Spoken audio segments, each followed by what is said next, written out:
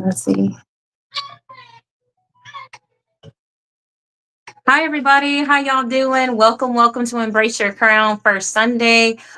This is the November the 2nd, and it's a whole lot of beeps going on here to connect TikTok. It'll be so loud. So loud. All right. Well, welcome to First Sunday. I'm excited you're here. I trust you enjoyed the video that just played that really introduces you to First Sunday. This month, I'm gonna let you know what the hold on, let me get this off. I'm gonna let you know the topic ultimately that we're going to be doing today. I'm gonna turn this one off. That way it's easier for you to see me. And I'm just gonna move a couple of things around real quick. Uh so it is easier. Hold on one second. No, we're not gonna play that again. We've already done it. Let's see. Let's see where I'm at. Okay, so today we are going to be tackling a new topic, and that new topic is keep going because it's harvest season. And so, if you are new to the series, every month I do a different video that would just kind of help you know what to expect going into today. And I am just adding a couple of things real quick. Let me see, hold on one second. Yeah. Okay. Whoops. All right. Let me add this here. So I want to make sure that you'll be able to, oh, there it is. Find what the program is all about. It's going to be listed on your screen here shortly. But Embrace Your Crown is all about embracing who you are, and where you're ultimately wanting to go. So I want to share with you over the course of ultimately this series, and then just different things that I would like to discuss to help you honestly just step through this month. This month is, of course, a thankful month. We all know it as a time for us to be thankful for friends and for our lives and our family. So I definitely want to encourage you. It's not sponsored, but whatever, I don't care. So yeah, so that's there. So yes, I want to definitely expose you to a couple of things for how we are going to step in the month of November. So if you've been working hard and being diligent, don't resent your growth. Don't be afraid to win. And elevation can mean, I'm not sure why this is even there. Elevation can mean separation and enjoy the fruits of your labor. So, this is ultimately the topics that we're going to hit on today. Of course, I thank you again for watching.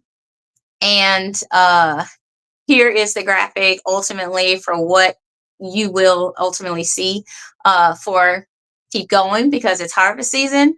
These three books here that you see displayed are the three books that make up the series, the core of the series for Embrace Your Crown.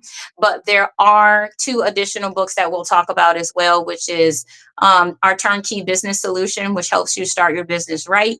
And the other one is Write Anything Easily. So if you were interested in publishing your book or something like that, we're going to talk about it. And I'm going to show you how these books can ultimately help you with legacy and honestly just going beyond yourself. Okay. So if you're wanting to know, well, how can I really leave something behind and etc., this is a great monthly meetup group essentially online that will celebrate all people. And I'm excited for some of the changes that I'm doing. So as an agenda, we're going to go through the history of Embrace Your Crown. I'll introduce myself formally, briefly, and then I want to welcome royals, which are the kings and the queens that are on the lives. I want to thank you. I want to tell you, ultimately how or why I created this series. And then ultimately, we're going to get into the 6 conversational points. And the topic, as you know, is keep going because it's harvest season. And then, of course, I want to just thank the sponsors for supporting the show. So you'll learn more about them at the end. Again, these are just the 3 books that you can check out. And I recommend you look at these books if you are on the shops because this is what's in the content. So if you're like, oh, I want to learn more about that, or where did she get that from? Those 3 books, I'm going to show you when I mention them. So you'll know ultimately, okay, I need book 1 or book 2 or etc. Okay. I love coaching. I love giving this away for free. But in order for you to really digest some of the things I'm saying, I recommend getting the books. Okay. So for your convenience, I'll pin them real quick. And then, of course, you can check out those, throughout the live. All right. So again, real quick, I'm Dr. Krystal Lee. I'm a business owner consultant. I've authored over 51 books now.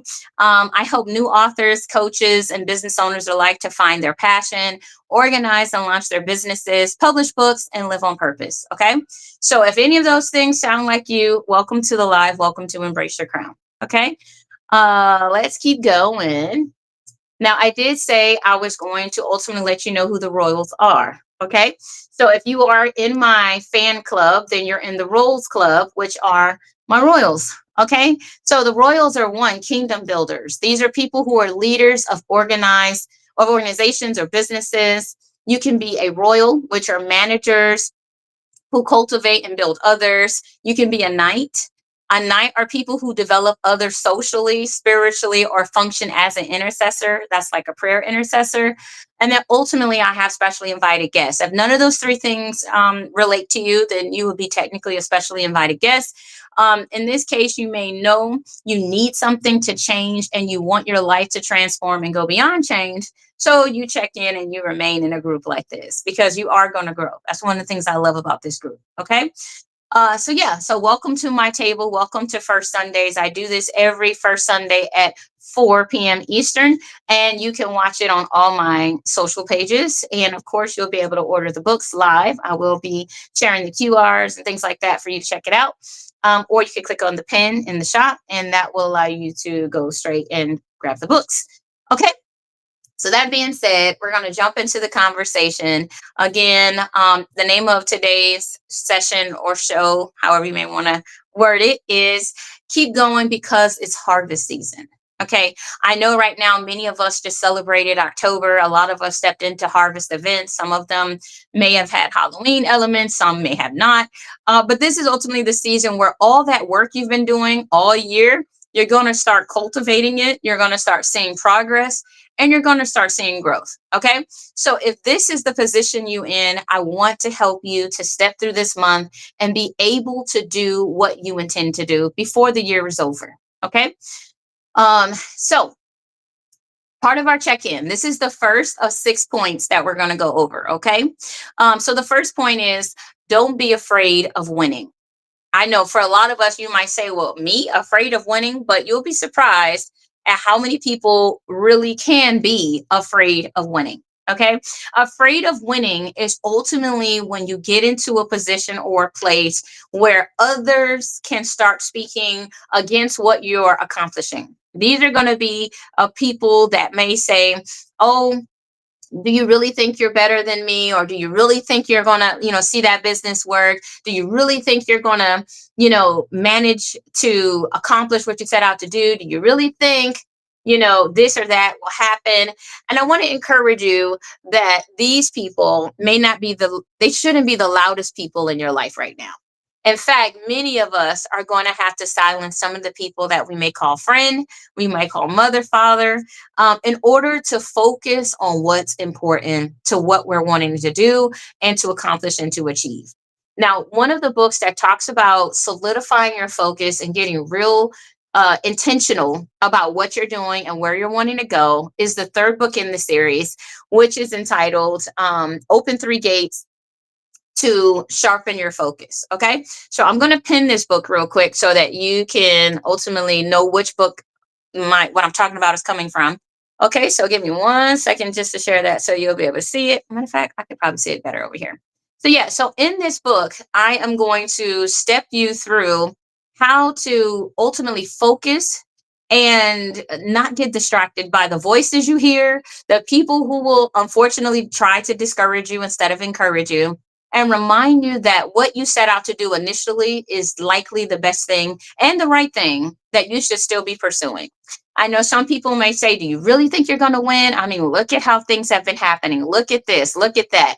And I want to encourage you that although things may look challenging right now, it doesn't mean that they'll always be. Okay. So if things may have honestly cost you a lot to get here, I want to let you know that your efforts are not in vain. And it's during the harvest season that you see all of the fruits of your labor. So if you've ever driven by like a cornfield or a grove or something like that, you'll notice that they spend a lot of time growing these stalks, seeing them turn all the way green, seeing the corn on them, seeing the things happen. And then towards the end of the season, you have to cut them down. So when you cut things down in order to harvest them or pluck them, they're going to look bare. So people might say, well, you don't really have anything. I don't see anything on your tree. That's because you've already cultivated. You've already started pulling things down in order to turn your efforts into profits. Okay. So if you've launched a business or you started a concept and people are already saying all these negative things about you or saying that, oh, they don't really have any progress, I want to encourage you that when you're almost at the finish line, this is when people want to become the loudest. And I don't want you to look at what's there now because you have harvested your works and you're winning, and then for you to second guess if winning was the right thing. I want to encourage you it is. All right. So I want to ultimately definitely step you through what that looks like. Okay. I want to give you context. Okay. I want to share with you the walls of Jericho. If you've ever heard of this story in the Bible, it comes from Joshua chapter 6. And I'm going to read it to you a little bit, but I want to point a couple of things out for you. So before Jericho, there was great work and suffering. Any of you knew that they had to walk around 40 years in the wilderness because of their lack of confidence, obedience, and honestly, just not believing what the Father told them. For some of us, our family members, our moms, dads, etc., were walking around 40 years, 50 years, 60 years on earth, and they don't have anything to show for it that they may say is worth the journey. I want to let you know that many of you on this live are going to be taking steps into the right direction that isn't going to take you 40, 50, 60 years. For some of you that you are 40, 50, 60 years old, it's not a bad thing because Joshua was older, than the rest of the people in his camp. And he had to be because he was called to lead others. This is why we write the vision and make it plain so that others can pick up what we're putting down and help others to run with us. Okay. So essentially writing down your plans and your dreams and your vision, this is going to be coming from book 2. Okay. So if you're in the phase right now where you're honestly making your plans and making your visions and trying to get things organized, this is the book that you want to grab. Okay. This is the second book in the series, by the way. All right. So these are the things that they had to learn. They had to realize that the people before them, what took them 40 years to do and really they never accomplished won't be your story. Okay. Many of you are going to do stuff no one else has done. So when you start scratch their heads and say stuff like, why do you think you're going to be different?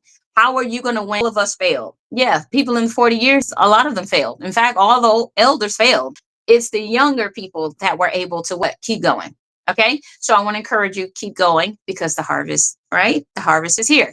Okay, so the next one is, but the word came and was fulfilled, and it was time for the Father to give what was already promised to the obedient and the faithful. Okay. So if you are one of the recipients of what the promises of God is, then many of you are going to start walking into the things the Father promised you. Whether it's your grandmother, your father, yourself, these prophecies that people tell you concern you, you're going to start seeing the fulfillment of these things. Okay. And I'm, for one, can attest that, I was told 13 years ago.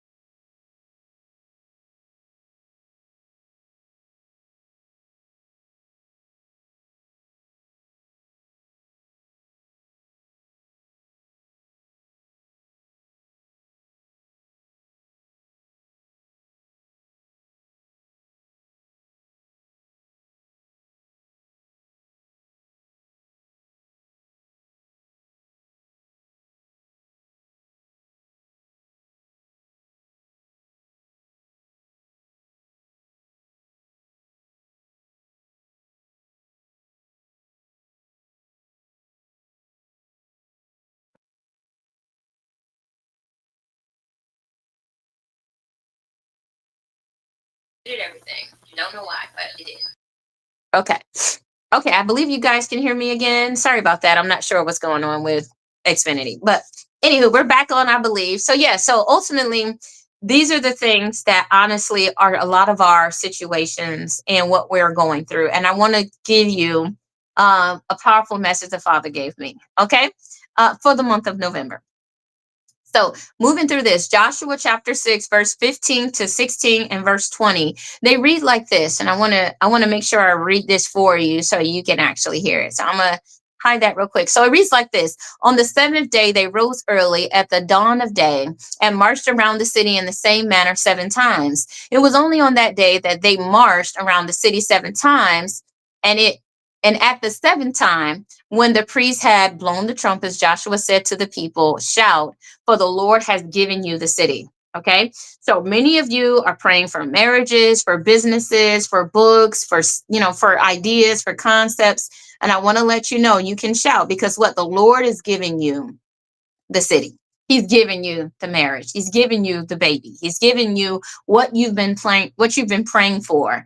And I don't want you to feel like you getting it is now something you should be ashamed of, because the Father has answered your prayers. Okay. So I want to encourage you there.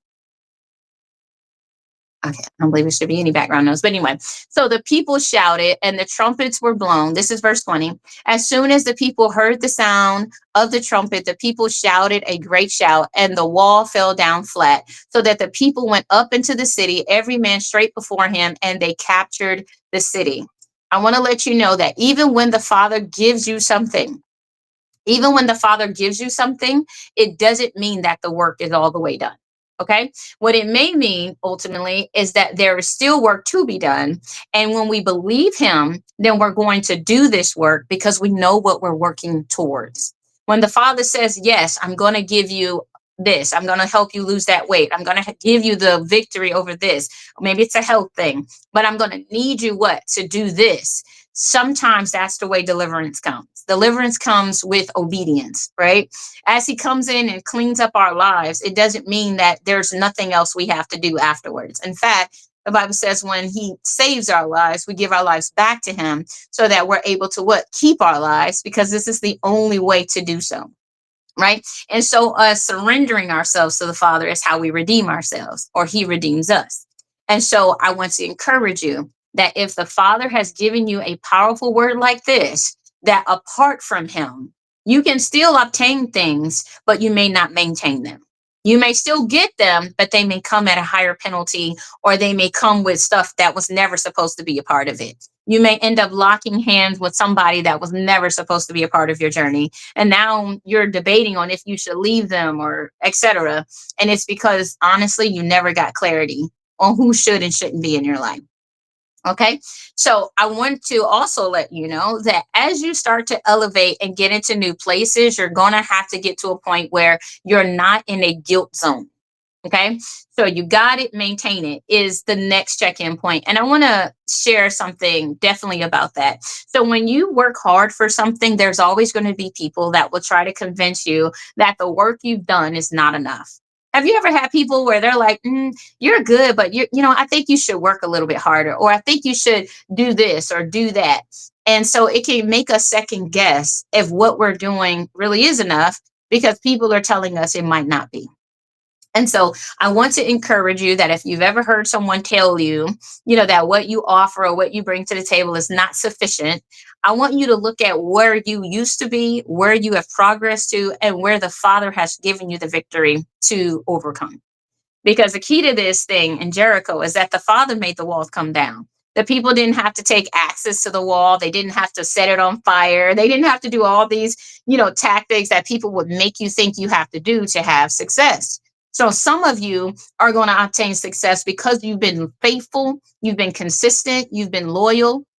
And so if you've been doing this great work, I want to encourage you because we serve a good God that's capable of fulfilling all of his promises. And so when he says, now I have given you the land, or now I have given you great success, now you got to maintain it. Right. And so that's where we ultimately pick up is how to not feel guilty because you've made it to this point, but also how can you maintain what you've achieved? Okay. So I want to remind you, you got this. You got it. Right. I know and I'm gonna go over it here in a second, but before I do, I'm gonna make sure I let you know. Don't let someone else encourage you to despise your win. Okay. You might say, Krystal, what does that look like? What does it mean when someone is trying to despise my winning? When you graduate, don't let them say you're little, basically don't let them say what you're accomplishing means little to nothing. Like these are the same people that'll say, oh, you only have an associate's. That's not really a big deal. Or they'll say, oh, you're excited just to get a certificate. I mean, didn't take you that long. So, but it's something that you set your mind to do and you finished. I think you got to start looking at the real point, which is you finished. There's a lot of people that set out on the road and they never finish. They never complete. And people who never complete will never be. I hate some people might say, well, can you say you're better than something? Yes, you can. The person who wins a race without cheating, of course, is better than everyone that's behind them because they reached first place. Does it mean they'll always come in first place? No. But it does mean that they've done the great work to get to where they are right now. And why should we not celebrate them? I think we live in a world where we want everyone to win equally so that we downplay those who have done something really good. And I want to encourage you if you have done something really good, don't let nobody despise your win. I don't care how little or small it is. If your goal is to say something nice to yourself every day and today you did it, celebrate yourself. And I don't mean necessarily going out spending money, but I mean like acknowledge what you're doing for you, acknowledge how you're investing in yourself because you care about you. And as you start to do that, you build up your own self-worth, you build up your business, you build up your success, you're building the foundation to get you where you need to be. All right. Another thing, when you marry, don't let them dog your spouse. I know people will say, oh, her husband ain't really all that, or his wife ain't even all that cute, or she don't really cook, or he don't really do this, or I don't understand why they're together. Let them do them. Nobody asked. You're not in this marriage. Why are your opinions even being said about them? Don't let nobody talk bad about you. Because as the Bible says, evil, what is it? Evil man, bad manners corrupt good manners. Wait, evil communication corrupts good manners. There it is. So I agree, Gregory. It is nobody's business who you chose to marry for whatever reason you did. Some of us will say, oh, that's a mistake or that's a mistake. If you're going to do something, pray for them. If you see something they don't see, pray for what they've already committed to do. And if it's going to not work out, let it be because the Father directed it. Because if the marriage is in God, shouldn't God be holding it? So allow the Father to do what he does. That's the miracle. There's no perfect people that are going to make a perfect marriage. What makes a marriage perfect is God. And so he can show you through these imperfect people how the Father can write crooked paths and make them straight, make people be able to walk together, because we're independent people all day until we try to become one flesh. Then there is a, you know what I'm saying? There is going to be a bit of adjusting, especially in the beginning years. But I would say even as we elevate and grow, because we're not going to be the same person all the time. We're going to grow. We're going to mature. We're going to learn new things. And as we do that, we're going to introduce new things to the relationship. And we need God to show us how to deal with each other in that moment. Okay. Right. Pray for them. Right. Still love both of them. You got that right. Just the same core values. Same thing. When you are older, don't let them dog your earnings. Some people may say, like, oh, you only got little, that's little money. You ain't really did a whole lot. Like your business, your little business. I think it's comical how people put little in front of things, but everything when it starts out is little. Oh, your relationship ain't really that serious. Y'all only been together for 4 months, 6 months, a year. But guess what? Marriages that last 50 years, they started at a day. They started at 3 months. They started at 6 months. They started. So the same race we're all having to run, we're running it at the same time. So I love what what we all may be familiar with is, if you don't have anything good to say, don't say nothing at all. Sometimes that's still what we need to practice, because if you don't have anything good to say, then why be negative? The world is already full of that. Now, if you're talking about, you know, righteous correction, there's a way to do things out of love to where it can still be heard and it can still go to the edification of God, of his way of showing us how to do a thing. He says in Luke, with loving kindness have I drawn thee. So if this is his example for how he reaches out to us, then why would we not reciprocate that same love to those we say we love, and even those we're called to love?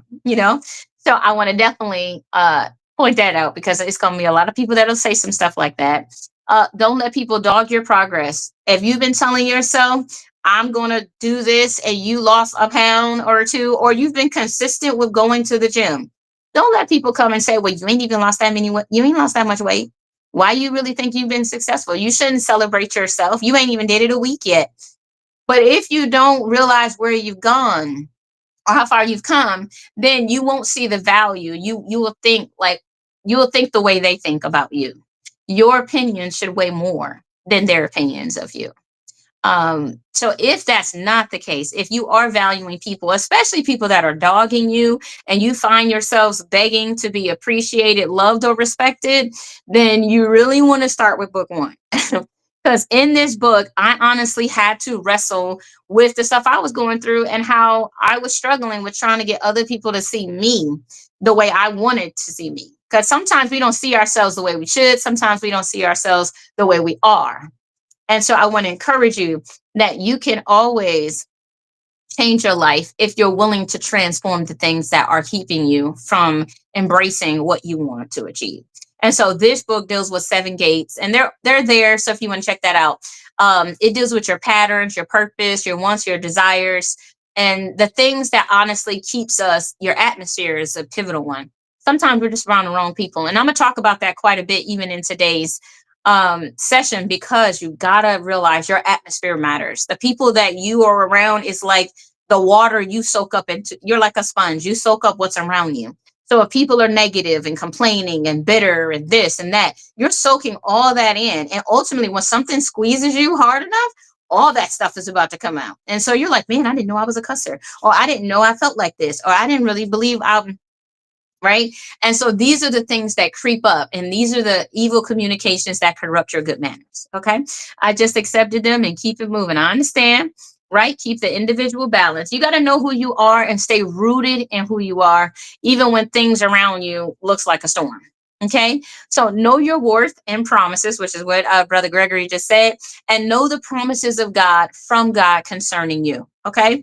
So in book 2, which I'm going to show you real quick, this one right here deals with the promises of God.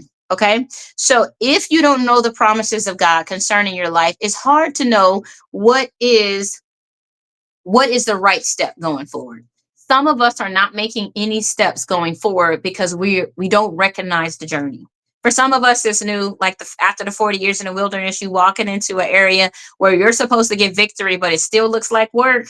You may feel like, okay, I don't know if I really won because there's still work involved, but it's going to be work involved.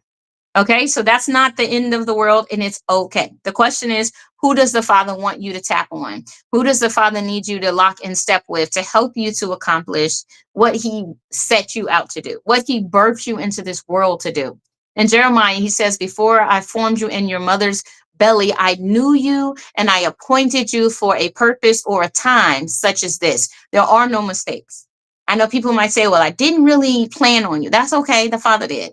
So it's all right. When you understand your value in the Father, you're not worried about when people tell you XYZ. You're focusing on what the Father told you. So you need to know that promise for sure. If you've never heard it, if you don't know it, I want you to learn that one. I want you to grab that book, because some people feel like the reason they're failing is because they don't have things. No, the reason why you're failing or struggling with progress is because you don't know 5 critical things about your unbelief. Okay. So in that one, I deal with 5 things to help you to overcome unbelief, because when you get past that, you can add stuff. You can learn things. You can stretch yourself. You can realize that you are powerful. But when you feel limited and everybody told you was going to be nothing, you're going to be just like your daddy, or you ain't going, your mama wasn't nothing, or she couldn't do this, you ain't going to do it.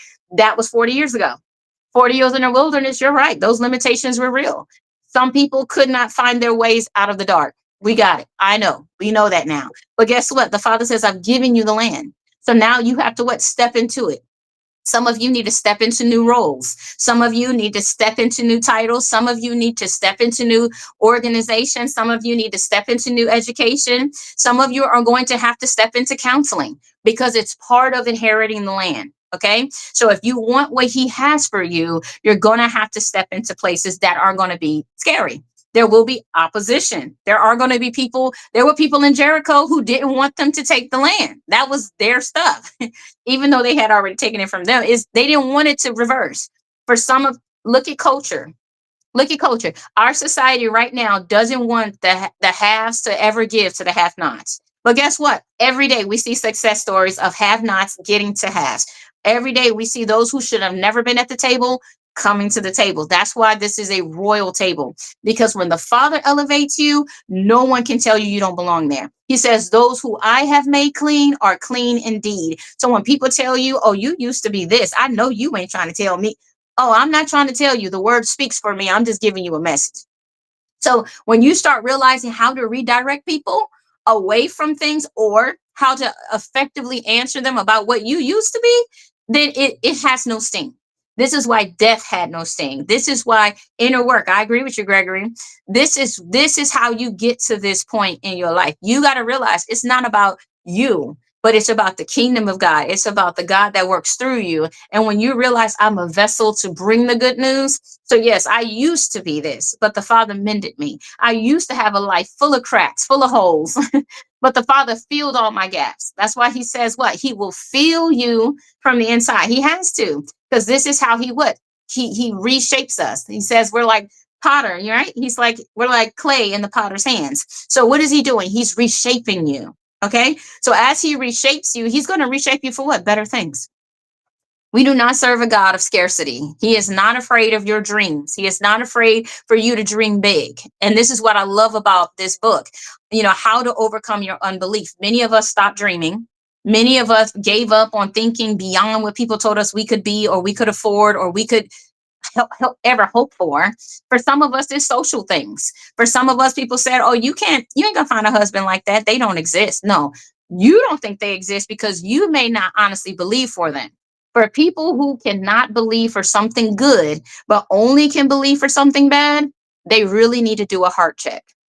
You need to tap into book 1, because if you can't honestly get past yourself, or get past your abuse, or get past your pain or your heartbreak, then you need to not only find where it's at, but you need to overcome it, because this is why you're losing. People might say, well, I don't understand why every time my life starts to get good, then it goes bad. I'm going to tell you why. Because you're dealing with heartbreak and you don't realize how to overcome it. So you're replaying it. I'm replaying my trauma. I'm replaying my pain. I'm replaying my disappointment. I'm replaying all the people that let me down. I'm replaying how I let myself down. I'm replaying how I tried and I failed. And if you, or as you keep doing these things, you won't be able to step into what you're really believing God for. You won't really see the progress because your progress is being stifled by your broken heart. I know for some of us, the reason why it's called Open Gates, the whole series, is because a lot of us close our gates thinking closing our gates is saving us. I want to let you know, closing your gates don't always save you, but it will delay you. Because guess what? How are you going to go to and fro and get stuff done and you locked in your house? I tell my clients all the time, hey, look, if you want to go and become a business owner, you're going to go out, you have to go outside. Businesses are not built from sitting on couch. Now, can you? Yes, but we're talking about small business owners who are honestly having to deal with real people. Those businesses require you to go meet people, to network. If you want a job, you're going to have to go there, let them see your face, and then go apply. Because then they'll say, oh, this is the girl. Oh, this is the man. Oh, this is, I remember them. Now there's something for them to reflect to connect you to. But when you don't have connection, it's really hard to do that. And if you haven't created the connection, now you have to create that first. I know in a lot of businesses, we want to jump straight into sales, like buy my stuff. But the first thing you want to jump into is connection. You want to connect with them, let them know your value, let them know what you're wanting to accomplish, how you're going to help them, right? And then once you start to establish that, then people will start to learn to trust you. Then they will consider buying from you.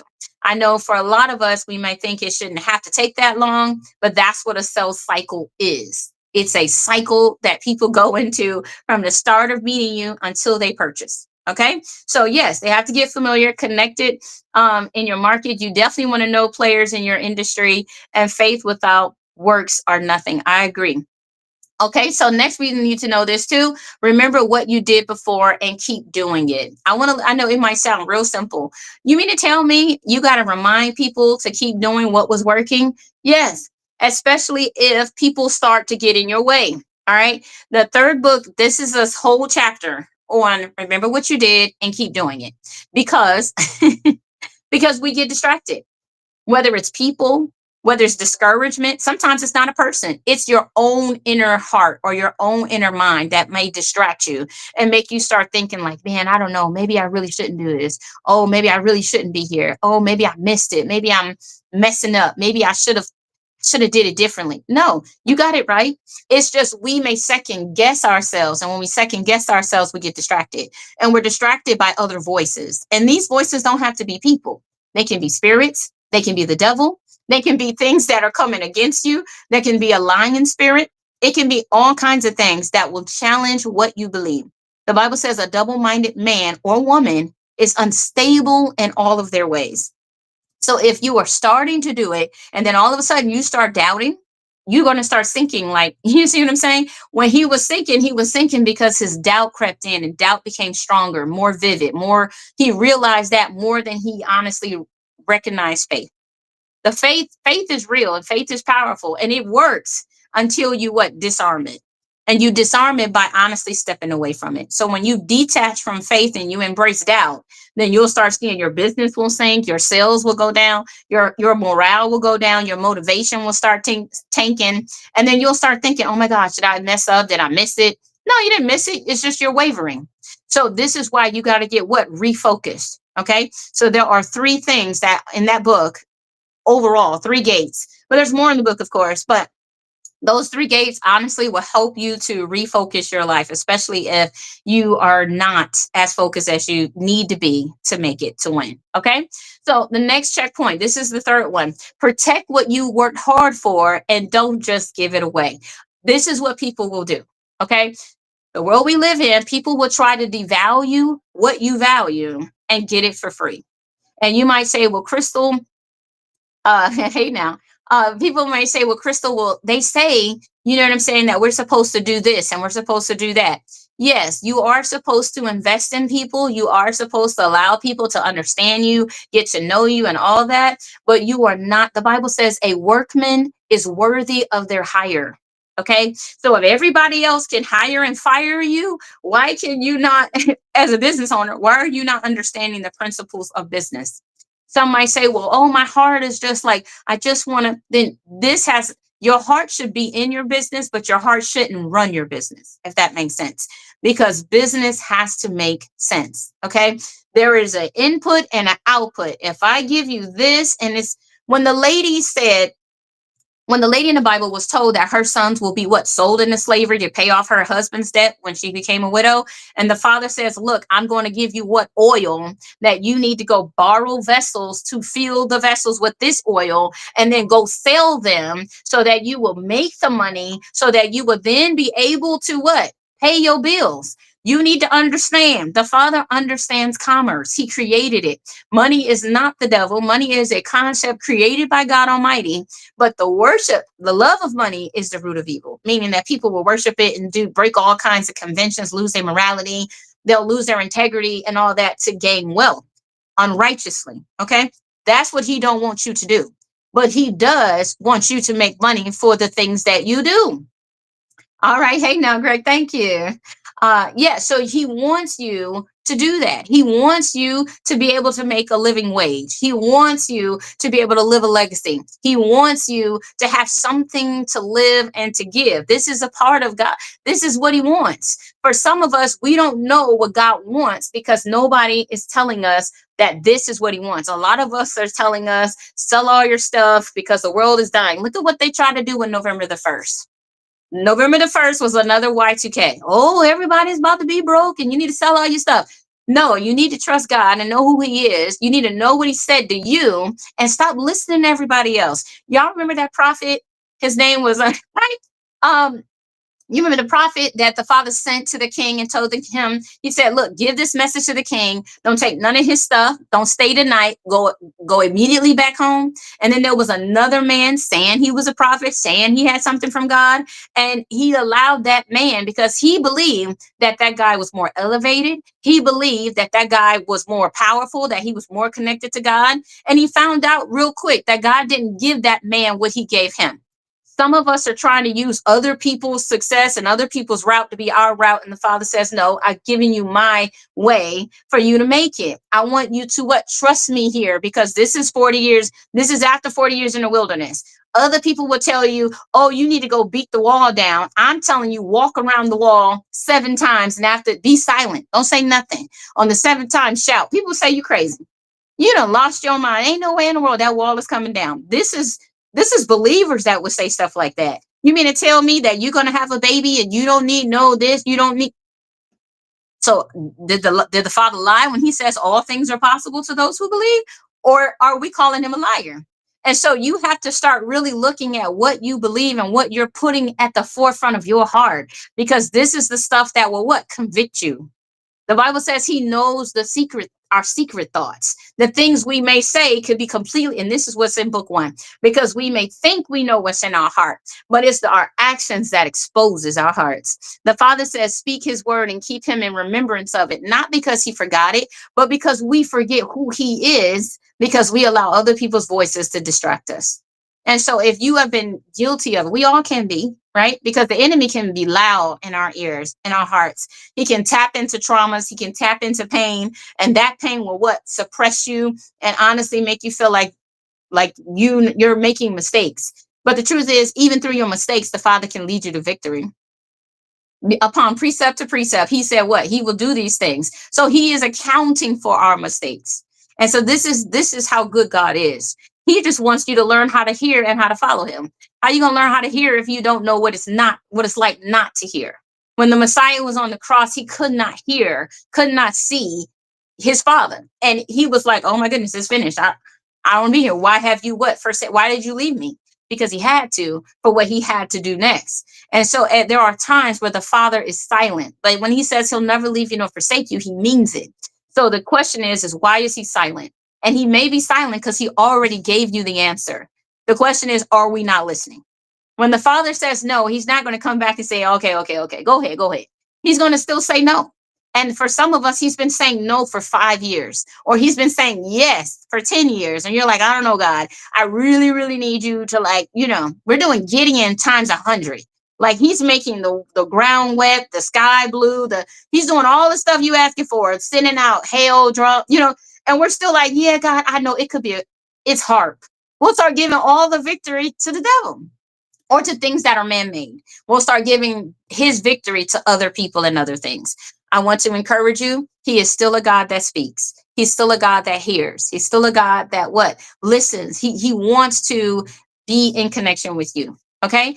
So don't be afraid to speak up. Don't be afraid to shake things up through hiring and firing. I know for a lot of us with hearts, we may not ever want to hire. We love hiring, but we don't really like firing people. But I've had to fire people, and there is a way to do it. Of course, if you have a company and you're realizing some people need to transition roles, okay? That's what you call it, transitioning the role. Either if you have a position within your company that you feel they could be better suited, you move them to a different department. If you realize this person lacks integrity, this person is late, this person is inconsistent, you're doing them the greatest favor by showing them themselves. I know some of us might say, well, I don't want to hurt their feelings. No, you are not hurting their feelings. You are insulting them by calling yourself a friend and not telling people the truth. Okay. Those that are not your friend, the Bible says a person with money, a person with wealth, a person with something you want, you'll hang around them. But is that really a friend, or is that a person that's an opportunist waiting for you to slip up so that they can take whatever they want? They're really not your friend. So we need to understand that not everybody who's in your circle is your friend. And the quicker we realize that, we can start separating those people from the sphere of influencing us. Okay.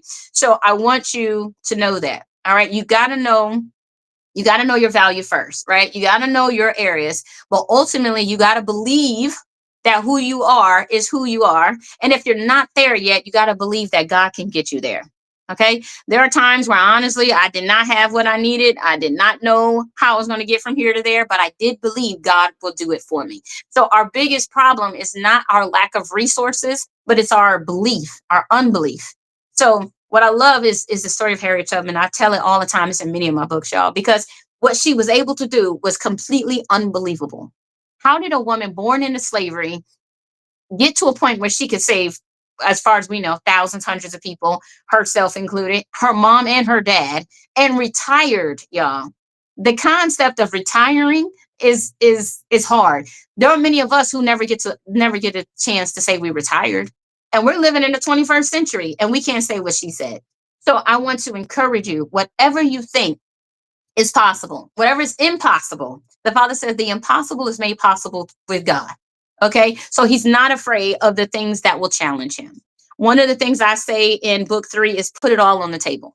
He's not afraid for you to say, Lord, this is what I would like. This is what I would want. This is what I need. He can speak all of that. And he does. When Harriet said she didn't want to be sold, he spoke that language. When she said, I want to retire my parents and get them out of slavery, he spoke that. She did it. She not only did it for herself, she did it for a whole lot of other people. So for some of you, you might say, well, Lord, I want my story to impact nations. I want my story to leave me a legacy. I want to leave a legacy for my children. I want to be a good father or a good mother. He speaks that. He speaks that very well. And what that looks like for each of us is different, but it doesn't mean he won't be faithful. Okay. Don't be afraid to walk in new circles and change your friends. I was having a conversation with my husband earlier, and we were talking about, Michael Vick and some of these people that were not willing to change their friends, although their circumstances had changed. For some of us, we might consider ourselves like, not being real or not being down, and some of these other, nuances we say because we realize our friends are no longer in our circles.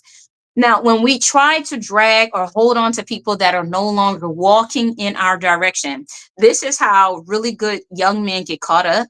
This is how a lot of good women end up settling for relationships that will rob them of the future the Father always had for them. Okay. I was watching a TV series, and it was about how some people marry for love. Some of them have to marry for obligation. Some of them, ultimately are marrying for status and security. And it's the same thing in our world, right? We marry for all kinds of reasons. But what I love about what some of them said is when they marry for love, they grow to never regret it. The question just becomes, are you truly in love with this person? Are you truly willing to go through the storm? Because I love what the word says, love conquers all. Love conquers all. But when it's not love and it is something like admiration, admiration fades when you don't longer see what you admired in that person. when they no longer look the same way, talk the same way, have the same money. These are the things that start to what disrupt your version of them in your head or your heart. And that is not what true love is. I know our world will tell you, oh girl, you can't love a man like that. He don't have, she don't got. You got to look at what the Father says is love. Love is long suffering. Love is kind. Love is understanding. Love is patient. So when you start to go into these relationships or consider what love is, or even when you start reflecting on your experiences with it, you want to look at the real thing that love represents, because a lot of us are dealing with heartbreak because we never understood what love is. Because what people told us was love wasn't really that. If you only love me because of what I am doing and what I can produce, are you really in love with me? Do you really love me? Or do you just love what I can do for you? And that's two different things, right?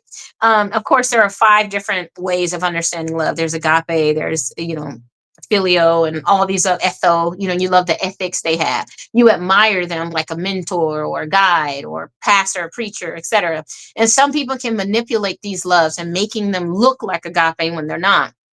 Agape is what you would have with God or in a marriage or even with your children, because they will stand no matter what.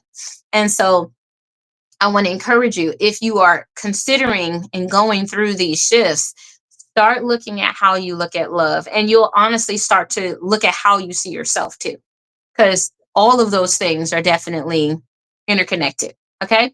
So you become who you hang around, and they can corrupt your good manners. We talked about this earlier. I know, ultimately, we're a sponge. We soak up the atmosphere that we're in. And so if you are not liking what you're seeing, 9 out of 10, you may have to change who's around you and what you're allowing to pour into you. Michael Vick wasn't out, you know what I'm saying, fighting dogs, but because it was happening on his property, he was liable for what was happening in his atmosphere. So some of you might say, well, I'm not robbing the bank, but if you're in the car, if you're driving the car, if you didn't know, well, unfortunately, now you're caught up in something you didn't even know what you were doing, because the persons you call friend never told you. Some of you, your own father or your own mother has you caught up in corruption. And I want to let you know, people that love you, you don't have to beg them to respect you, to love you, to appreciate you, to acknowledge you. These are things they do out of their own heart for you. You don't have to beg God to love you or to see. He does it already because he is love. You see? Um, why is this live above a girl talking about her? I have no idea what this person is talking about. I think they're distracted. So we're just going to mute them. I don't deal with distractions. Anywho, let's see. I don't need to block anything. All right. Yeah. So that's ultimately what that is about. So the next one in the checkpoint, this is number 4, demand respect and don't tolerate excuses. I know some of us might say, well, oh, he only treats me this way, or they only talk to me like that because we cool. No, if you allow people to railroad you, they'll keep doing it until you make them see you the way they should see you. The same way people are led to not regard you is because you have not stepped on their toes or allowed them to step on yours. So the question becomes, what makes their opinions and their ideas better than yours? And the short answer is they're not better. It's not better. Um, the top of this book here, which is the first book in this series, is stop begging to be loved, respected, or appreciated, because this is not what leads to something you deserve. If you're fighting for these things, then the person, unfortunately, may not value you. And I say may not because maybe you're not holding them accountable. Maybe they never learned it. So it may not be that they may not want to, they may not know how to. So once you realize they know how to and they don't, then I would say the answer is definitely they don't respect you. There's no other way around that. Okay. So I know it is tough trying to kill an old habit, but you must. For some of us, we're used to taking the lesser road, letting other people go first, letting other people have what should have been ours or what is ours. And we're like, oh, gotta give it back. Gotta give. No, you work for this. If you work for your chastity, don't give it away. If you work for your business, don't give it away. If you worked for your book, yes, some people you will give it to if the Father leads you, but you don't give all the books away, because how can you keep up a business if you give everything away? You don't have any money to be able to sustain the business because you give everything away. And guess what? What you give away too freely, people what don't even value. You're giving away all these books that people never read. You're giving them what they need, but they don't value what you have. So if that's the case, why are you doing more for them than they're willing to do for themselves? So this is why there are paid consultations. This is why I do paid consultations, because I realize, yes, you can have free conversations with people, but that doesn't mean they're valuing what you're saying. That doesn't mean that they're going to what implement any of the advice you give them. So if I'm going to show you how to do everything, I want to know that you're just as committed to working on this as I am. And if we're not on par with each other, then this may not be a good match for me. You have to learn that they're not the only people that get to decide if they want to work with you. You get to decide if you want to work with them. You get to decide if you want to date them. Their compliments are great. Thank you. I appreciate that. I'm cute. I thank you. But you get to decide what you do with that. You see, you get to decide if you're going to entertain them and hang around them, or if you're going to say, okay, have a great day. That's your choice. And you should use that choice wholeheartedly. Okay. He had no power amongst his neighbors, but the world could see his value. I want to let y'all know, even the Messiah struggled with those around him recognizing his power. He says, what, a prophet has no home, or a fox has no home, essentially in their own environment. But when they go out into the world, the others can see their value. Some of you are trying to get people of your own community to see you, to acknowledge you, to appreciate you, to love you. And I'm going to let you know they may not be your audience. Some of you are called to people that don't look nothing like you. And it could be uncomfortable for you because you're like, oh, I don't know if they're going to accept me because I'm different. Maybe you're a different race, or you're a different culture, or you're a different concept. Maybe you're a different social class. You make a different amount of money. So you might say, well, they might reject me because they don't see my heart, or they make them. Make them. Don't have an excuse for why you're going to allow people to you know what I'm saying? To disregard you. Put what you have, and as the father say, dust your feet off. There are going to be people who's going to reject you for the craziest reasons. Y'all seen them pop the balloon shows? They're rejecting men and women. They don't even get a sentence out, and they're like, pop. I'm like, you don't even know that person, but you based it on a hat or a jacket or a pair of shoes. Now, this isn't a science experiment where they're like, oh, scuff shoes, they probably work in the. No, they don't even get there. They just don't like the design. Like, we're here now, but we're here now. We're here now. So you're dealing with a lot of superficial people. So you're going to have to be your authentic self, even if other people reject it and don't want it, because some people are more satisfied with AI than they are with reality. You're not going to be able to compete with that. And you shouldn't. You should allow them to create a fantasy that they'll never achieve because it's unrealistic. Even in Psalms, it talks about unrealistic expectations. If the Bible says it, baby, that means we all we just gonna have to all embrace that. We all what?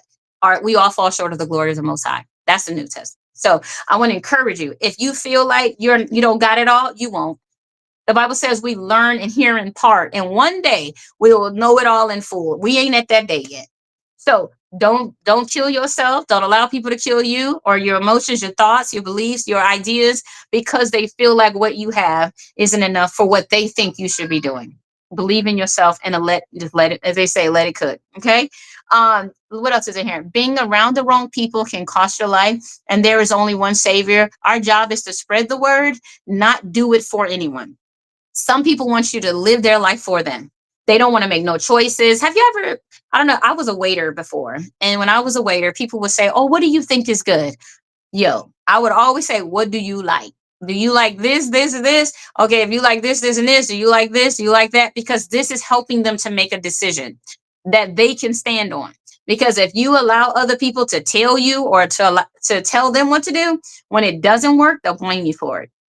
Oh, even Adam. Oh, you gave me this woman, God. No, I didn't. I presented this woman. You said this was, there you go. So this is what the Father still is. He says he's the same God and he never changes. So the same way he is, he also created what? Humanity in his image, man in his image, woman in his image. Okay. So we have those same capabilities. So I want to encourage you. I want to encourage you. Definitely get the principle of that, because it will honestly carry you a very long way. Another thing is speak your peace and dust your feet off, protect your heart. I said that earlier, but I think the key here is to protect your heart. Okay. Open seven gates to what? Find and overcome heartbreak. Even with protecting your heart, you can still what? You can still get hurt, right? We can get hurt by those we love. We can get hurt by those we recently have met, all kinds of things. But if you don't use your heart, then what is the point of it? The question becomes, who can you share your heart with? Okay. That's really what protecting your heart is. It's not about don't give it to nobody. It's about be selective. Some of you are letting the wrong people into your heart, letting the wrong people into your house, the wrong people into your bed, the wrong people into your mind, the wrong people into your business. And it's not that you don't see it and know it. Some of us just believe, well, they can get it done. Maybe not, maybe, but is it the way you want it to be done? Because all roads don't always lead to the best destination. They can get you there, but my goodness, do you want to get there? Like the Bible says, if I gain all this wealth but my soul goes to hell, was it worth it? And so you got to ask these questions. If I do get married, but I married somebody I don't even love and now I'm stuck with them and they ain't got no money, was it worth it? If you do end up having a one night stand and that woman gets pregnant and you wasn't anticipating it, was it worth it? Because now you stuck the rest of your life dealing with this woman who you barely know, who you knew didn't really like you, love you especially, but you thought because she was willing to do something for money, you would do something for what you didn't mind spending money on. But now both of you are trapped because now they say, well, neither one of y'all playing. Okay, so this is what you want to definitely take a look at. Number 5, reinvest with integrity. When you are reinvesting, I'm talking about reinvesting your time, reinvesting your energy. You want to ultimately reinvest in what is working so you can multiply in advance. Okay, here are some of the things you want to consider. Growth requires you to focus on what matters most. Okay, if you are distracted, okay, this is one of the ones where you want to get focused. You got to understand focus is the key. You got to sharpen your focus. Focus isn't just something you have. Focus is something you're intentional about maintaining. Focus is about maintaining, okay? Not just getting it, but keeping it. And then how you sharpen it is by being consistent in pursuing one thing, okay? So if you're distracted and you're all over the place, you need to look at what's important, what matters most, okay? Another thing, people being mad at you has to take a back seat if it's only a distraction from your future. Some people are going to be mad that you don't call them anymore, but that's all right. Because what if you calling them only leads you to confusion? What if you calling them only brings them back and they what steal from you? Try to do this, try to take your man, try to take this, try to do. You see what I'm saying? Yeah, send me a DM. I see you. Can I interview you for my podcast? Let me know. Just send me a DM. And so these are the things that ultimately people do. And you got to realize that's not a relationship you should value. This is that hiring and firing. Okay. We hire and fire. Your life is your business, meaning this is your life. So you have every right to kick people out your business or invite them into your business. And if they don't need to be there, you need to be able to fire them. And firing doesn't mean they'll never come back in your store. Ain't that funny? They can still knock on the door. They can still come in and look around. They can still try to see what it costs today. And it's still going to be the same or it's going to be more than it was yesterday. 9 out of 10. So when they come back in your life, you can let them know. Oh, yeah, well, now I want a husband that knows God. Or now I'm looking for a woman that has virtue. I'm looking for this. And guess what? If they have not changed, if nothing is different, they still won't be able to apply. They still won't be able to afford it. They still will disregard you. You know what I'm saying? So don't get caught up in the cycle. Look at yourself. Be honest with what you want. Be honest with what you're looking for. Be honest with what you said you're going to do. Focus. Remember, focus. When you're focused, you can eliminate people real quick. When you're unfocused, it takes you longer to be able to move people out your life because you're trying to figure out if they fit. And for some of us, we're spending too long trying to check to see if somebody fits into our world when you already know they don't. But you're trying to find a way to put them in there. Stop doing that. You're going to waste your time and you're going to waste their time and you can hurt yourself and you can hurt your progress because remember, these voices are distractions. So you don't want to get caught up in distractions. Some people are beautiful distractions. Not all the distractions look bad. Not all of them sound bad. But if they take you off your focus, then they are. They're bad for what you're focusing on. Okay. So it might not be, I'll never hear or I'll never get there. It might just mean not right now. Look, I would love to get to know you, but right now I have to focus on my business. I have to focus on this. I'm focused on that. So once this is done, then maybe I'll talk to you then. And the key is maybe, because you don't want to promise somebody something that ain't going to happen either. Okay. So find good soil to share your gifts and grow your business with integrity. It's important where you sow your seed. It's important what relationships you build. It's important how you live your life. Hey, Quantum. It's important how you're doing these things because this is what is either opening doors or closing them.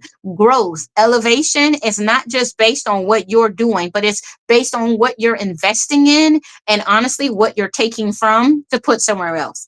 Some of you are taking money out of good stocks and putting them into losing stocks. And it's like, why would you do that? Why would you put more time into people that don't like you than the one that is actually liking you, and not even liking you? They're committed to you. Why are you worried about chasing this person that won't even call you back? Well, Lord, I just want to know. You know, they're not calling you. What more do you need? What more are you seeking? Are you seeking for them to verbally? Some people lie. They lie. Lying is still a thing in the 21st century. So you can't believe everything people say, which is why the word says, look at the fruit they bear. What's the fruit of their lives? Is any of their children doing well? Does any of their baby mamas hear back? When their mama call and you're around, do they be like, I ain't gonna call, I ain't gonna ignore? Do they do that? Because if they're doing that to them, they'll do it to you. Oh, you thought you were different? No. Sometimes. But guess what? If these are relationships they say they value, how they value the people they value is how they'll value you. And you might say, oh, well, he only does that because, no, you need to know, because you're making excuses for them. And if you're making excuses for someone, you'll always find one. And sometimes the excuses are not even real excuses. They're just these are your own fantasies playing out. This is why the Bible tells you don't have unrealistic expectations. Anybody can fail. Anybody can make a dumb decision. All things are what? Possible or permissible, but they're not all profitable.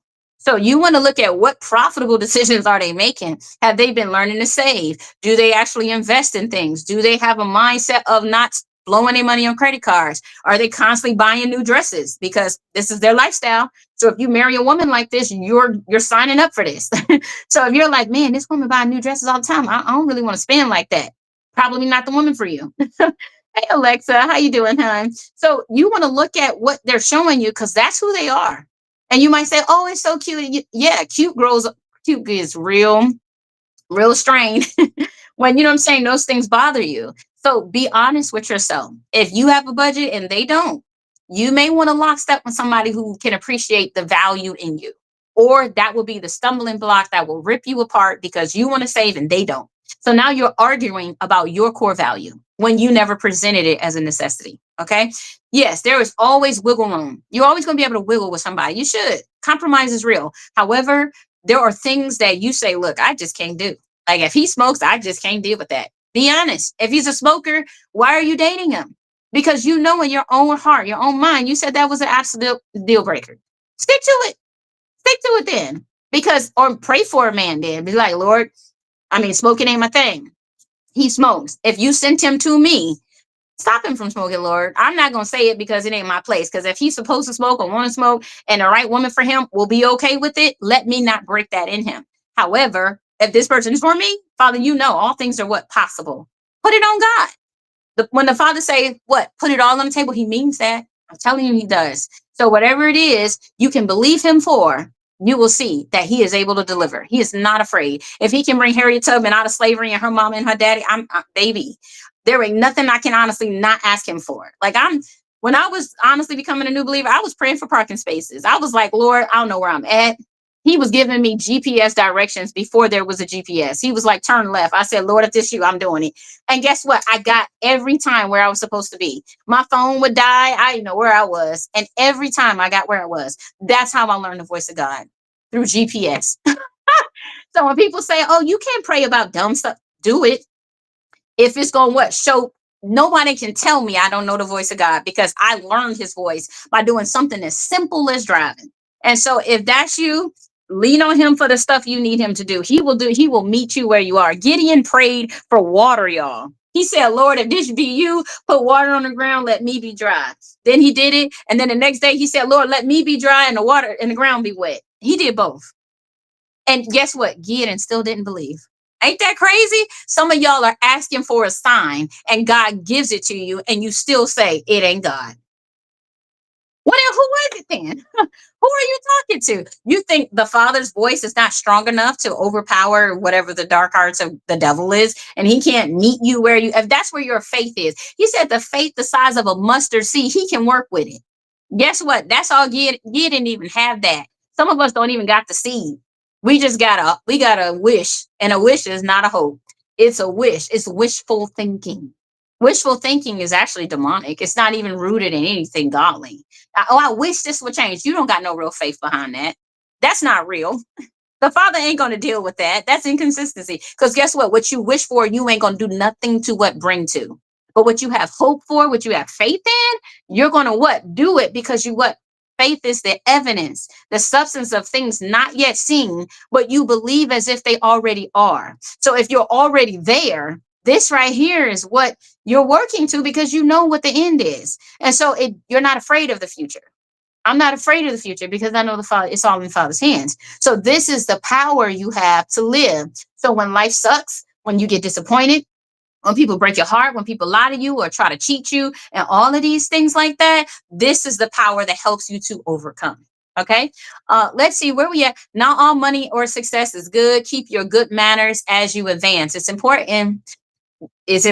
Some people are taking shortcuts that honestly lead them to prison. So make the right decisions, do the right things, and you can still make it. Be as wise as a serpent and as harmless as a dove. I always love that scripture because there's so much power in it. We need to know. Yes, you should understand how the world works. Yes, you should understand how money and currency, corporations, and all these things work because guess what? The Father will give you what? Witty ideas and inventions to impact the world for the kingdom of God.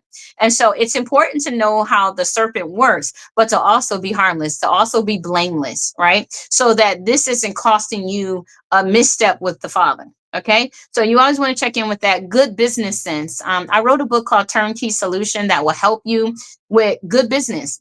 Ultimately, oh, thank you so much. So if you are, figuring out your business and all that good stuff, I mean, it's a guide that I definitely would encourage you to get. When you get it, it also comes with a free consultation with me. So if that can bless you, I encourage you to definitely grab that. All right. So this is the sixth check-in. Okay. So there are 6 points. This is the sixth one, y'all. So I'm about to let y'all go. Thank y'all for hanging in here with me.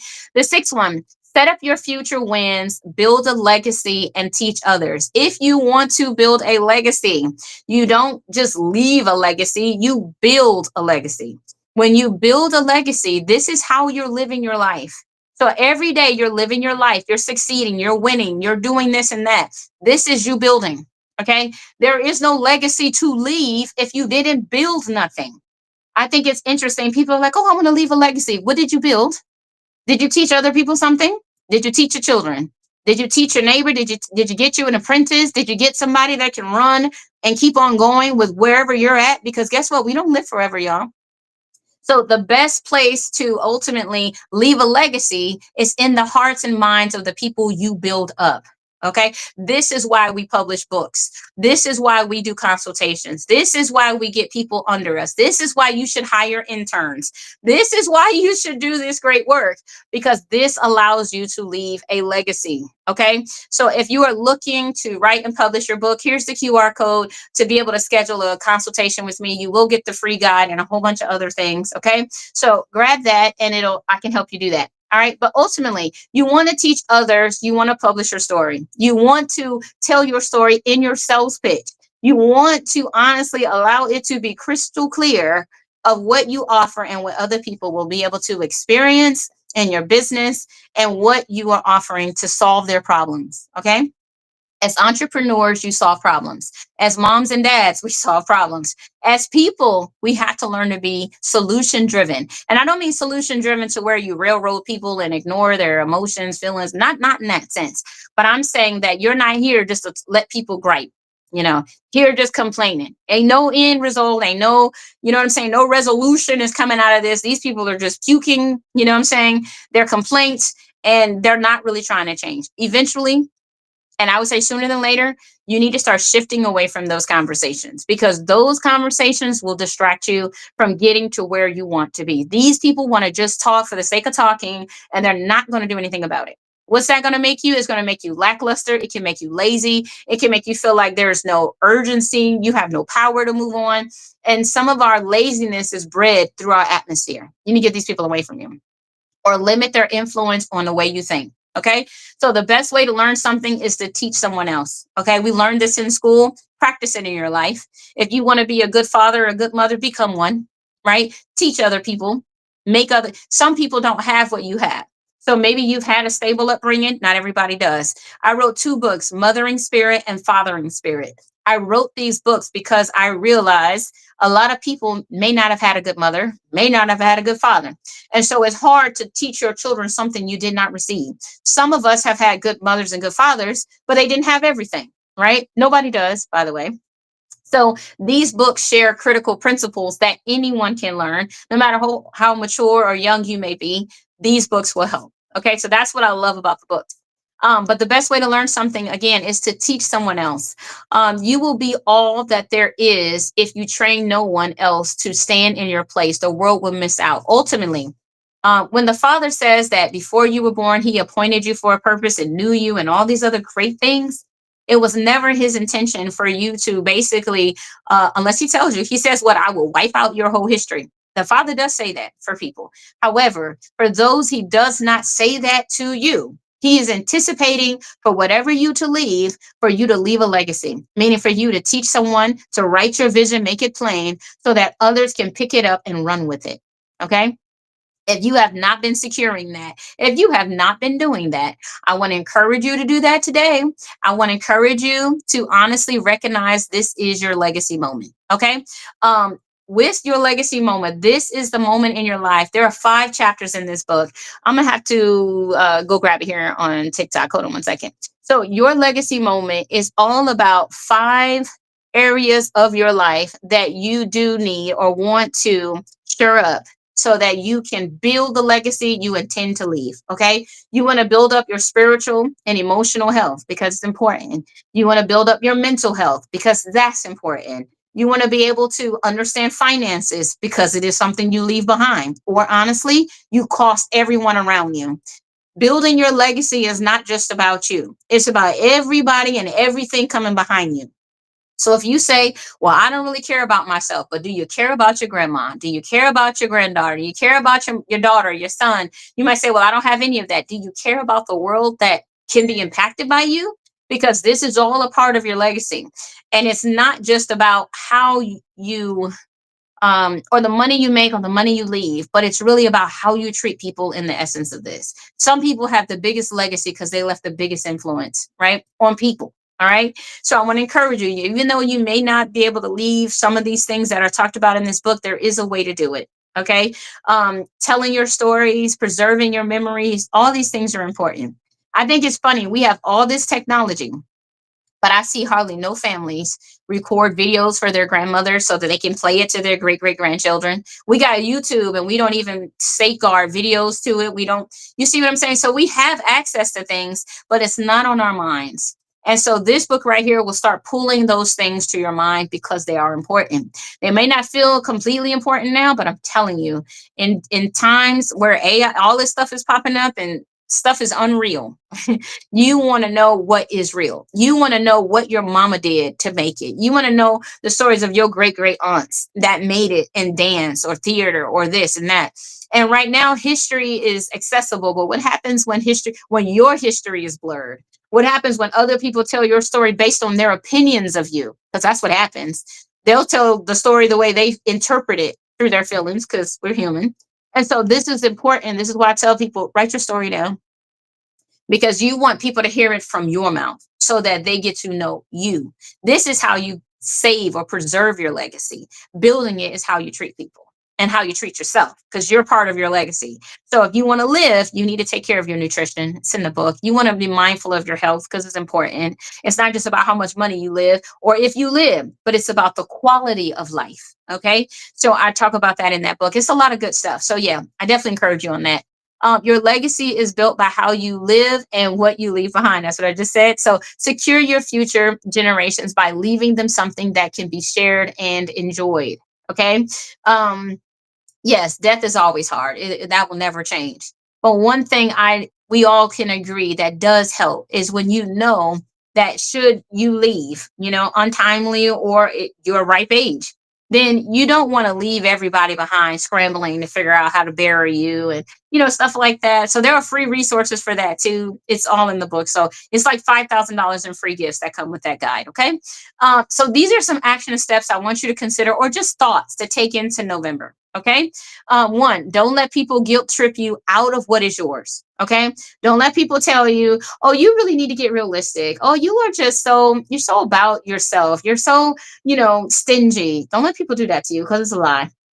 Okay. You have worked hard to get here. Don't turn back on your progress and win because others don't have what you have. Some of us will try to bring people where we are, and these people don't value our journey. They don't value what you sacrifice. They don't understand what it cost you to get here. They only see the car. They only see the house. They only see what God is doing in your life, but they don't know what you had to do to learn the voice of God. You see?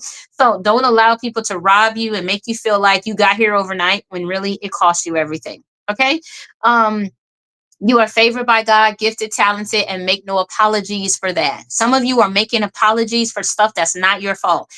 Joseph could never apologize to his family because he was gifted to be a dreamer, because it was a gift. Some of you are like, oh, I don't know why. I don't know how. Yes, you do. God gave it to you. There is no other explanation necessary. Some people want you to apologize for being good with numbers. Stop. Don't do it. Some people want you to feel guilty because you are going to advance and live a lifestyle. Most of them may not. Don't. Because guess what? This is a gift to you. These are stuff the Bible says some he's given what 5 talents, some 2, and some 1. If you're the person with 5 talents, that wasn't up to you. It was something the Father gave you. So don't apologize for the blessings the Father gave to you. Just be responsible with them. Okay. I want to remind everyone, embrace your crown. Embracing your crown is embracing your gifts, your talents, being honest with yourself, where you are and where you want to go. Okay. If you are being dishonest, you will not be embracing your crown. You'll be embracing a artificial AI person and not yourself. Okay. You need to know you. And this is how you pick the right spouses, how you make the right choices, how you honestly get to where you want to be is because you are being authentically yourself. And I know sometimes it's scary because not everybody will like you. It's okay. It's okay. They didn't like the Messiah. How you not like Jesus? But they didn't. Some people don't like that you're going to have boundaries. So have them anyway. It'll help you to move people out. It'll help them get free because they want to look at you and they're gonna say, I don't like how why she always gotta why he always because he's free. He's not worried about you think God loves us. Yah loves us, but he is not in heaven biting his nails because he's concerned about us in that sense. He says, what? I knock at the door and you what? Gotta open the door. You gotta do something. He's not out here making people serve him. He's saying, hey, look, I offer you life and death. What you want? If you don't know what to choose life. I'm telling you what to choose, but what? I'm not making you do it. Some of us are choosing death. Some of us are choosing depression. Some of us are choosing laziness. Some of us are choosing frustration. Some of us are choosing delay. Some of us are choosing, oh Lord, I'm not worthy. Some of us, he's like, what is wrong? This is what salvation is, y'all, in case you don't know. Salvation is saving your mind, your soul, it's saving your mind, your will, and your emotions. Because that's what your soul is. It's your mind, will, and emotions. Okay. People blame God for their decision. Yes, they do. Hey, Steve, how you doing? All the time. Right? They're blaming him because they don't want to take responsibility for their own choices. This is dangerous. This is not embracing your crown, by the way. This is anti-embrace your crown. If you are blaming other people, including God, for your choices, you've missed it. You've missed it all.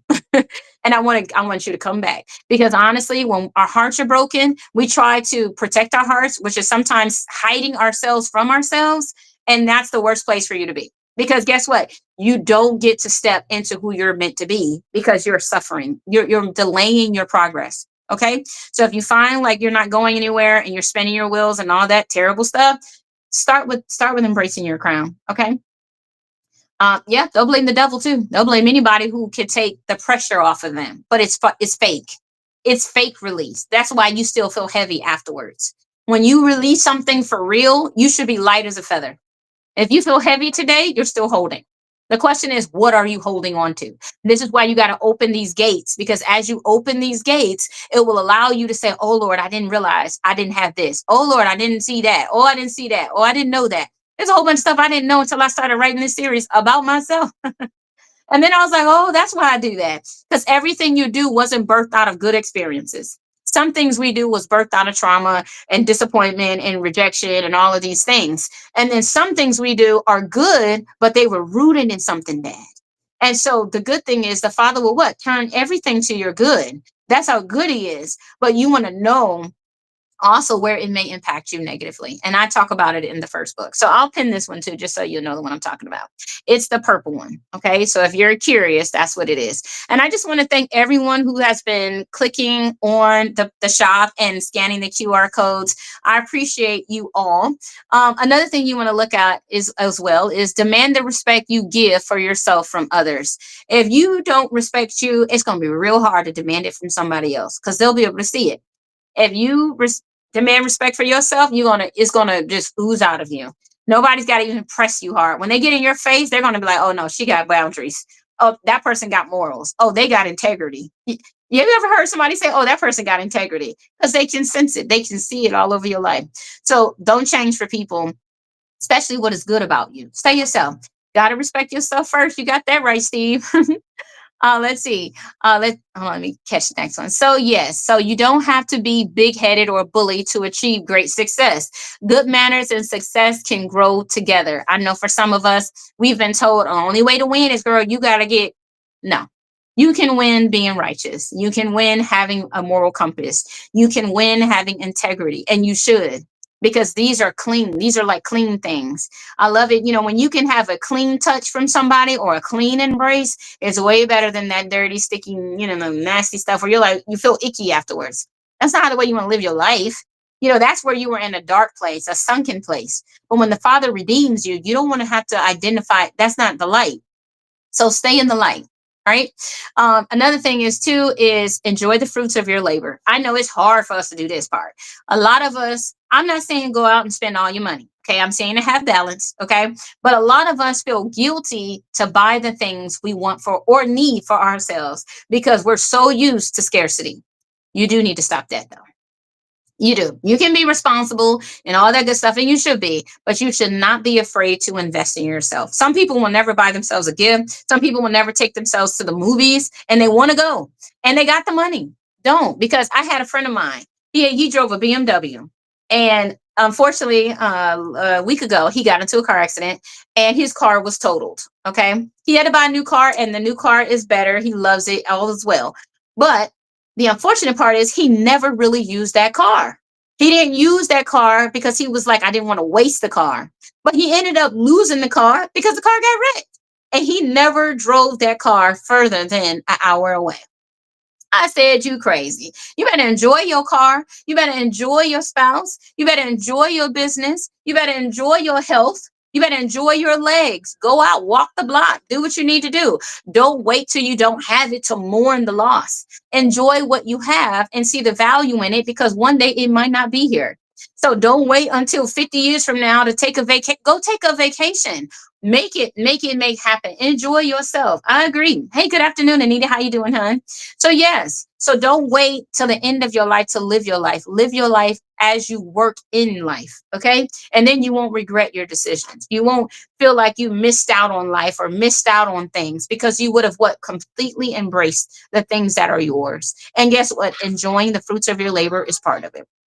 The Father rested on the seventh day. So if you don't have a day where you rest or you just do whatever you want to do, people will say, oh, you only going to stay home and watch TV. You ain't doing nothing. Yes, I am. That's my time. That's something I want to do. So if I want to go play racquetball for 45 minutes, I'm going to go play racquetball.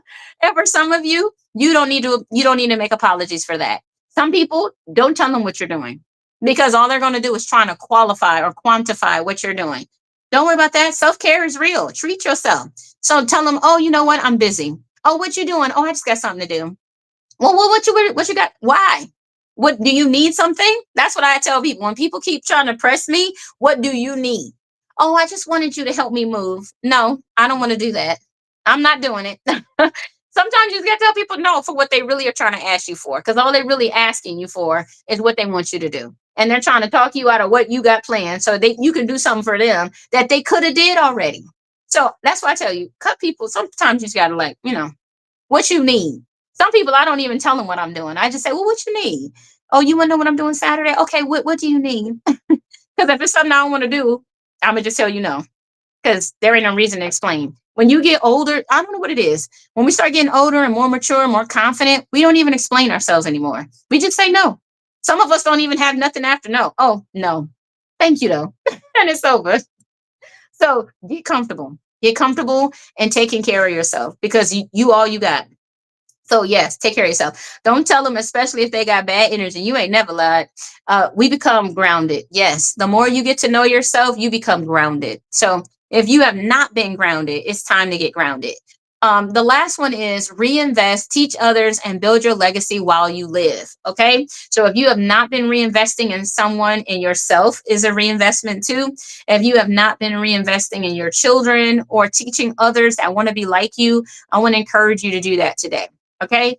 Please, please, please do it. Another thing I want to let you know ultimately is the first book in the series is this one, Embrace Your Crown and Open Seven Gates to Find and Overcome Heartbreak. Reinvest and be an example. You ain't never lied. And reinvesting and being an example are honestly interchangeable too, because you can't say you're reinvesting and you don't have examples of what you've done, examples of how you've done something. And this is what builds businesses. This is what builds trust. This is what builds confidence. So have examples on what you're doing and how it works. The worst thing some people can do is make all these promises and ain't nothing working in their life. So take a look at that. So in this first book, real quick, there are seven gates. Those seven gates are time, purpose, patience, atmosphere, lifestyle, wants and desires. Let me see the last one. And patterns. Okay. So if any of those things you are battling with right now, out of those seven gates, I want you to grab this first book. Okay. Now in the second book is going to be Open Five Gates to Overcome Unbelief. Okay, so I'm gonna pin that so you'll have this one. If any of these gates are resonating with something you're going through or someone you love and care about, I want to encourage you to grab this book. Okay, so in this book, we're going to open up the first gate, which is to make room for miracles. Some of you might say, well, I ain't never seen no miracle. Are you making room for a miracle? Miracles, you have to make room for them. Miracles come out of obedience. Okay. Mercy and grace comes regardless. So a lot of you are living off mercy and grace, and you've been thinking it's miracles. No, signs, miracles, and wonders follow you all the days of your life. Those are the people that are following the word of God. That's theirs, right? 'Cause that's the children's bread.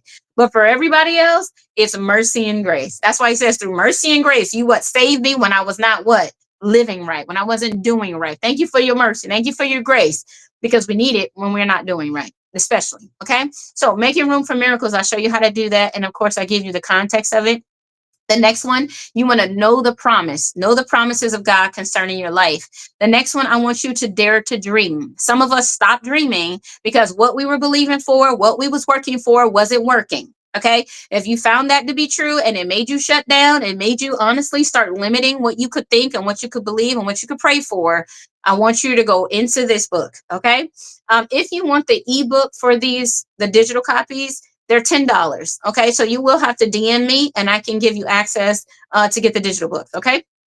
Now the next one is kick negativity. Like I told y'all, you got to clear out these people in your lives that are negative, because these are the people that will honestly contribute to your lack of progress, because they're reinforcing unbelief. They're not helping you to believe. They're actually helping you to disengage. And so I want to encourage you, get engaged and look at kicking negative people out your lives and negative thoughts, because it could be in you. It's not even in people.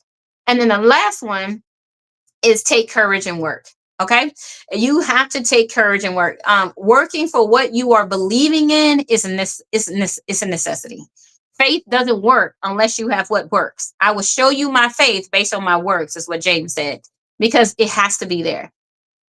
Faith will give you the power to do the things you know to do because you have the confidence that they will happen. All right. So I want to definitely encourage you with that. And the third book in the series is this one, and it is going to be opening three gates. Okay. This one, you're only going to open three gates. It gets real focused. Okay.